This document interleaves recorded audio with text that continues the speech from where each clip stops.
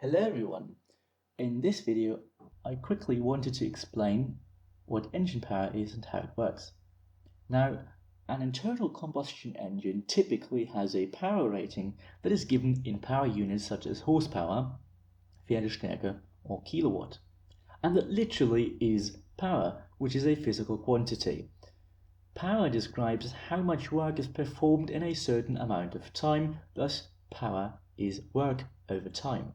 Now, in internal combustion engines, we typically don't use work units. Instead, we describe how much torque an internal combustion engine can produce.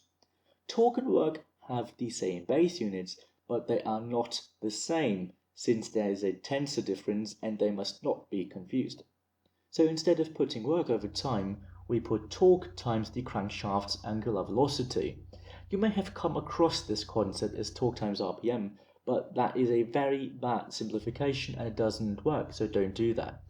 In torque times angular velocity, torque simply is the torque figure, but what exactly is the angular velocity, you might ask? The angular velocity comes in place with things that move in a circular fashion, and the crankshaft does exactly do that. A circle is expressed as 2 times pi, so we can use it and multiply it with the engine speed in per second, so seconds raised to the power of minus 1. Since the engine speed is given in per minute, so minute raised to the power of minus 1, we divide the engine speed by 60 to get seconds raised to the power of minus 1.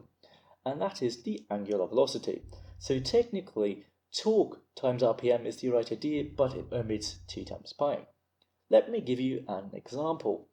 If an engine puts out 234 Newton meters of torque at an engine speed of 4,200 per minute, which is 70 per second, then we get 2 times pi multiplied with 70 seconds raised to the power of minus 1 for the angular velocity, so 440 per second, and 234 Newton meters for the torque. The product of 234 and 440 is the engine power, so approximately 103,000 Newton meters per second or 103 kilowatts.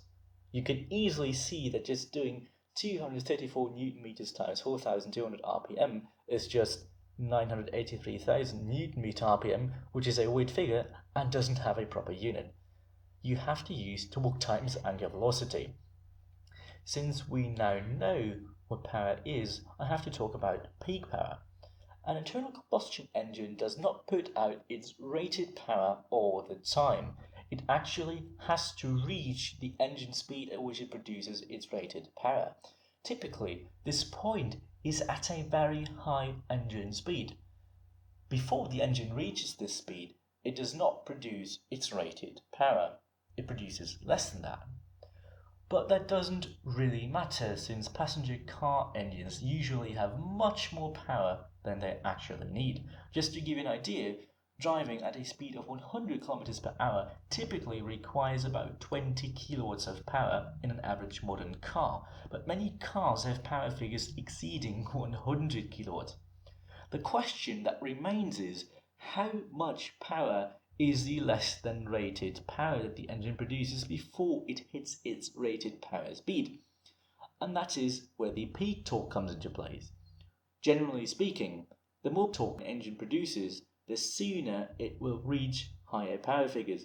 So if we compare a box standard 2-liter turbocharged diesel engine rated 100 kilowatts against the 2-liter Honda S2000 engine rated at 176 kilowatts, the 100 kilowatt diesel engine will produce far more power than the Honda S2000 engine if we limit the engine speed to 3,000 per minute in both engines. That is because the diesel engine has a turbocharger and thus produces more torque and also produces the torque sooner. So if you want an engine that produces much power at low engine speeds, or in other words, feels powerful under standard driving conditions, buy an engine that has a high peak torque figure.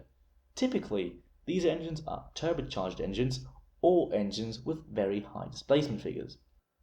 The engine power figure only describes how much power the engine produces under pedal to the metal driving conditions. So that's it for this video. I hope that you've learned something. Please leave comments and suggestions down below, rate this video, and I will see you in the next one.